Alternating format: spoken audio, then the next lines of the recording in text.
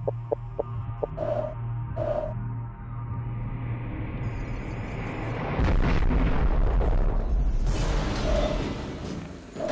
gamers, welcome to the wrap-up video for Dead Space. The run is over, man. The achievement run is over.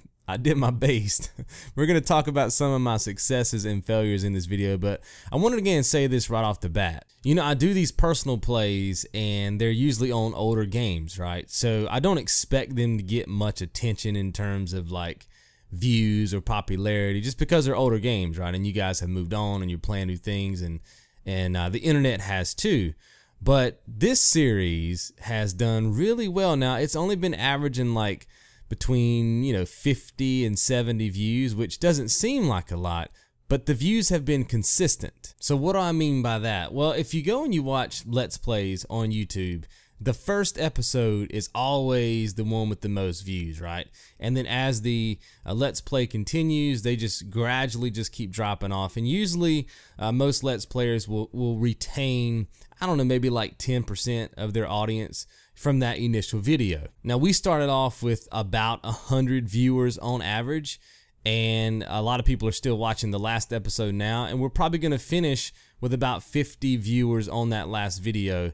And so that's half, right? That's 50% of you guys decided to watch the entire run. And so when you look at that, even though the views are low compared to other 40,000 view videos for other Let's Players, the retention rate is higher. So I personally feel like that is the biggest success of this particular series. You know, for me to be able to create a video for you guys to be engaged and to feel like it's worth your time to watch, what was it, 38 episodes, and retain 50% of you guys as a viewing audience, that is a huge success for a Let's Play. So I just want to say thanks to everybody who watched the series and for Cody Mack for putting down the challenge. I really enjoyed this challenge run. And I think one of the biggest reasons is because I got to play this game in a very unique way.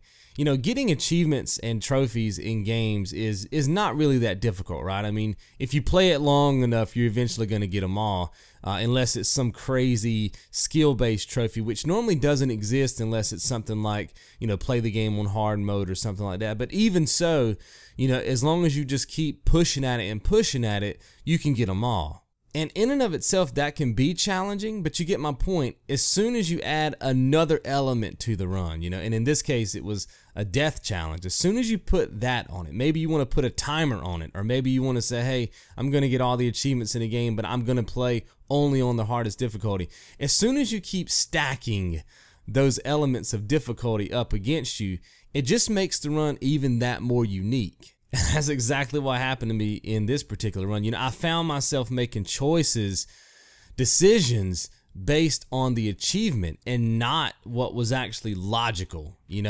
I know for a fact that I could have got through the second part of this run on the impossible difficulty if I would have used the plasma cutter, because that was the most beast gun to me in the game. I mean, I knew I could get work done with it. It was reliable, and it had plenty of distance and all that good stuff.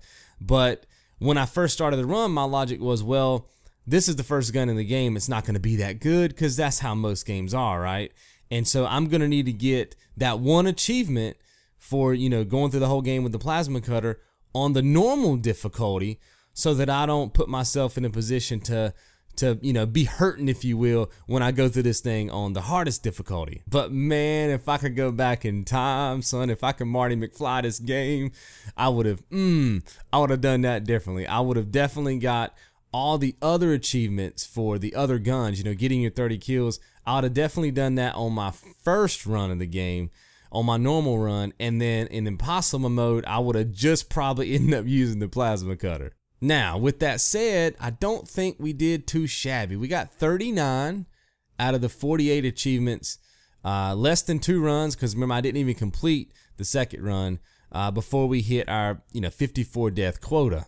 And I gotta be honest with you, when I first got this challenge, I was like, man, 53 deaths over a game, that's insane, right? I'm never gonna get to 53 deaths. Like, never gonna get to 53. There's no way that the enemies in this game are gonna kill me 53 times, right? Now, if it was a game like Dark Souls or, because that's where the challenge came from, then yeah, I could easily see that happening. Or maybe like a Call of Duty on Veteran or something like that. But in a game like this, I was like, there's just no way I'm going to die that many times. But you know, that's the challenge, so I'm just going to run with it. But I didn't realize that this game had environmental deaths. And if you go back and you watch the first run, right, the first half of the run, that's when I died the most, was environmental hazards, just stuff just, you know, clipping me and killing me. Or I'm not, because I don't know the game, right? So I'm just running around and I hit something, bam, I'm dead. You know what I mean? So it was kind of like trial by error and learning. And I think I had 20 some odd deaths at the end of the first run. And I was like, well, that's fine. You know, yeah, I took a little bit more deaths than I wanted to, but you know, I'm only halfway. I mean, there's no way that I'm going to die that many more times. I was like, because I'm going to be able to use all these cool guns now. I'm going to be just beasting on everybody. Wrong. Man, then the second half of the game, it was all about the enemies killing me. I kind of knew a little bit more about the game and the environmental hazards, and even though I died a couple of times to some of the stuff in the environment, it was not as much as the first run, but the enemies were just stomping me because I was trying to use all these new guns, that I had never used, right? I didn't even know the range on them or how they act, and then I had to conserve my ammo, so I couldn't test anything. I just had to kind of plow through and close my eyes and hope and pray that I come out of this thing in good shape. And I can't express to you the level of pressure that I felt that I don't think would have been present had I just ran the game like I do, you know, with typical personal play, just going through, right? There's really no pressure on those. It's just kind of having fun. This felt like a freaking event. You know what I mean? And in my mind, I was like, well, I know I'm getting close to, you know, the death count. I won't know until I edit the footage. So what I was doing is I was playing in 3-hour chunks, and then I would go back and edit, and I would count my deaths as I'm doing the edits, obviously, and I would then know. But what I did on that last day is I played 2 sessions, 6 hours.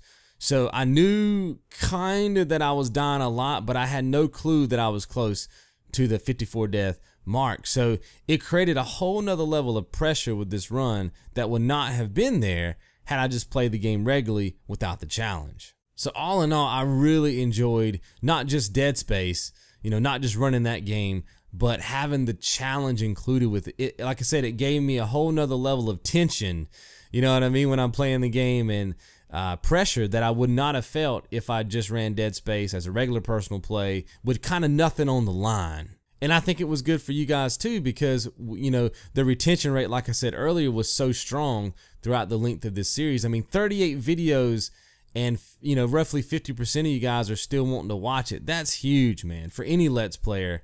And that's probably the best retention rate I've ever had on a Let's Play, because it's always going to drop off as you get near the end. Like once you get past those first like 3 to 5 episodes, for everybody it always drops off. But to keep roughly, you know, 40 to 50% all the way through, that's pretty huge. So I know that I'm going to be doing more challenges like this going forward, you know, whether you guys submit the challenge or I just make one up on my own, just because it gives me more pressure. And especially if I'm playing these older games, it really does give you guys an incentive to want to watch, because obviously these games are so much older, you know, than some of the current games.